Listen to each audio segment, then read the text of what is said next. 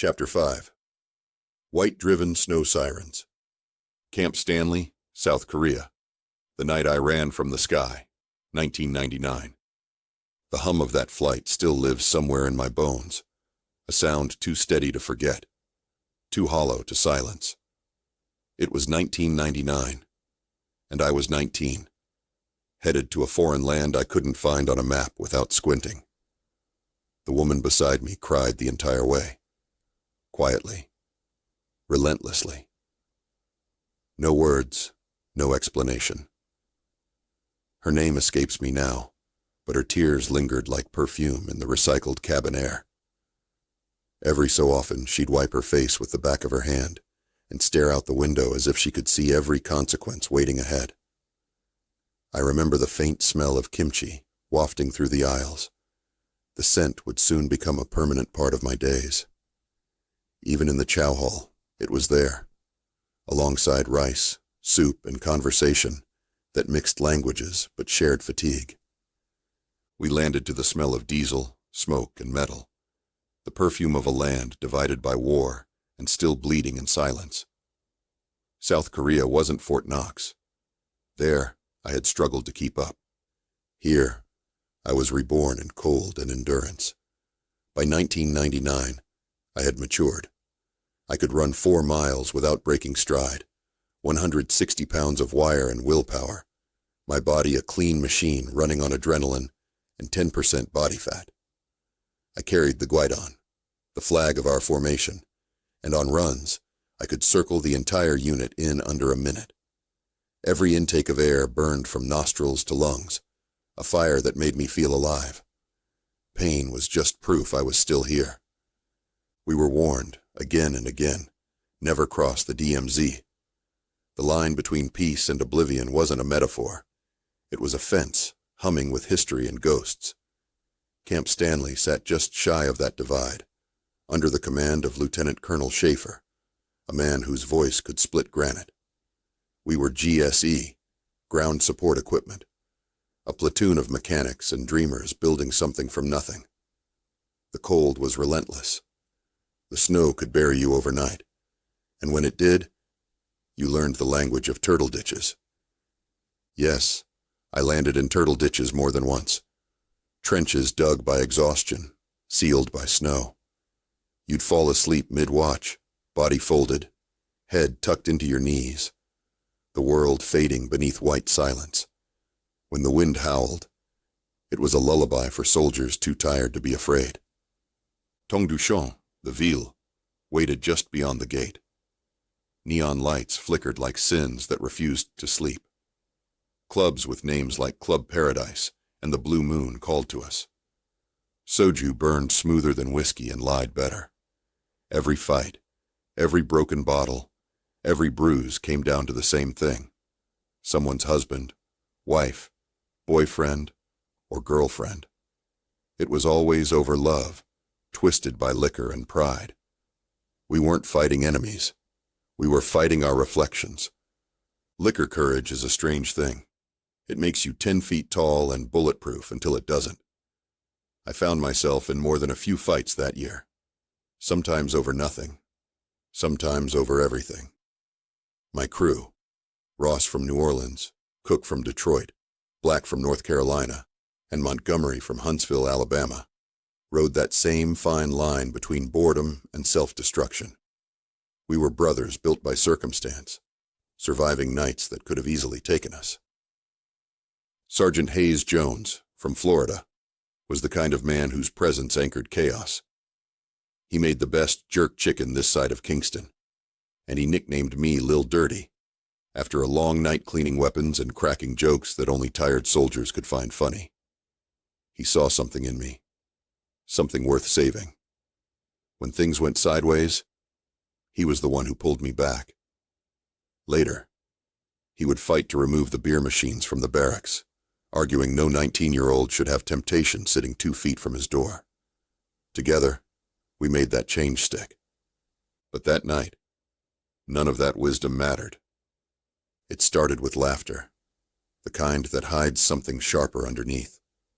We were in the ville, the kind of place that smelled like sweat, smoke, and sugar.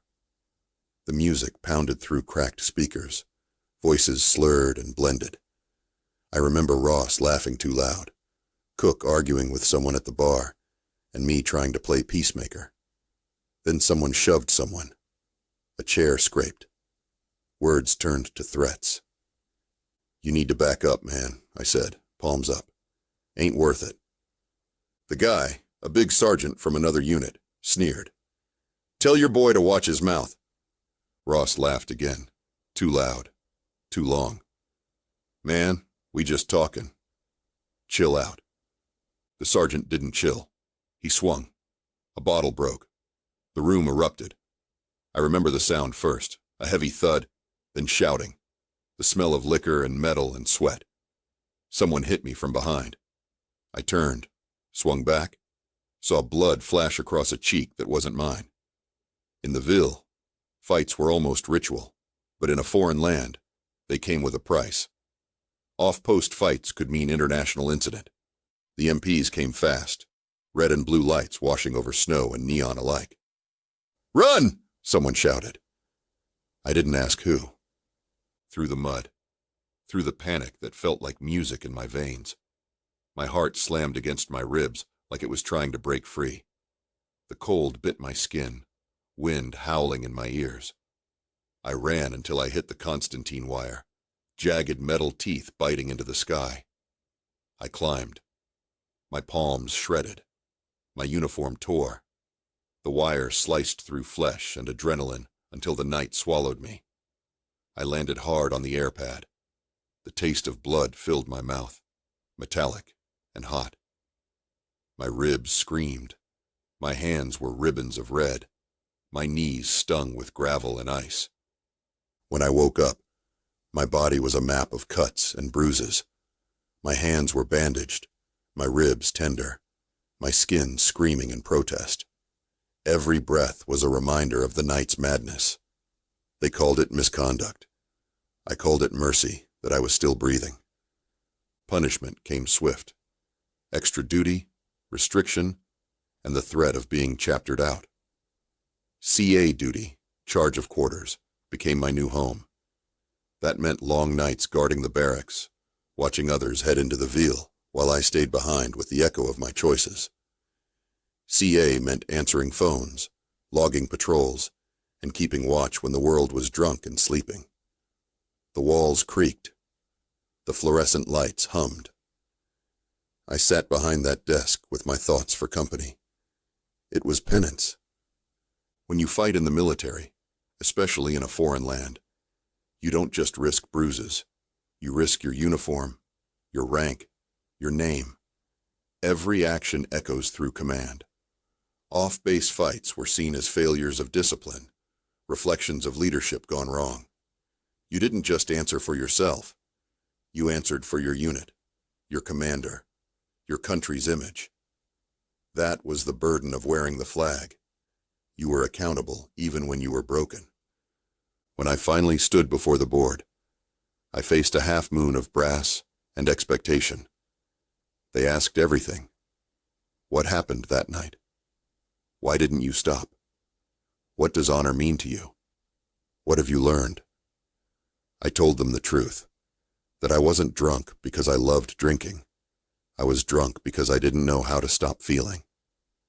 I spoke about the nights that blurred together, about the good soldiers I saw lose themselves, about how easy it was to forget who you were when nobody reminded you. We agreed on Alcoholics Anonymous as part of my correction. Not a punishment, but a path. Sergeant Hayes Jones stood up for me, told them I was worth salvaging. He said, "You don't throw away a good soldier because he got lost in the dark." I've never forgotten that. Hayes and I worked together to remove the beer machines from every barracks on base. He said, "If temptation is within arm's reach, discipline doesn't stand a chance." We wrote the letters, made the calls, stood our ground. It took weeks, but we did it. To this day, I still talk to Hayes. He's family in the truest sense, a man who guided me through my worst nights and made sure I didn't drown in my own mistakes. Then came the monsoon. Rain that lasted for weeks. Mountains bleeding mud. Streets turning into rivers that carried away cars, homes, sometimes lives. I'd never seen nature so unrestrained, so punishing. I was on flood detail, wading through knee-high currents, hauling debris, securing loose vehicles, pulling bodies from the edges of collapse. The air smelled of earth and electricity. Sirens never stopped. Not for hours. Not for days. Thunder cracked like artillery, lightning painting the hills in violent strobe. Innocent lives washed away in seconds. The rain didn't discriminate. It took what it wanted. Watching those mountainsides crumble, I realized there are wars you fight with bullets and wars you fight with endurance. When the storm cleared, the sky hung heavy and gray. The world looked hollowed out. And still, we stood.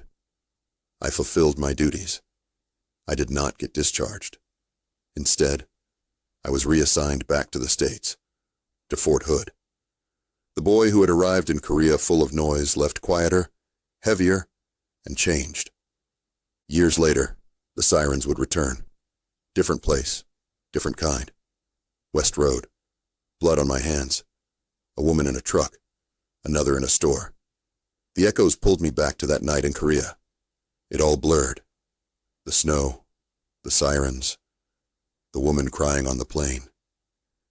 I began to see how every chapter of pain was part of the same story, repeating until I faced it. Sometimes, when I think about those days, I wonder if I should have stayed stateside, running those 2 pizza restaurants instead of running from my own reflection. But maybe I needed to be broken in a foreign land to understand the language of healing. Now, when I close my eyes, I see Sergeant Hayes Jones grilling jerk chicken under a tin roof, rain tapping the metal like applause. I hear Ross's New Orleans laugh, Cook's Detroit swagger, Black's Carolina drawl, Montgomery's slow Alabama wisdom. I see the snow falling over the barracks, and I hear the woman crying again, her tears warning me long before I understood what for. Survival, I learned, is just the beginning. The rest is learning how to come home to yourself.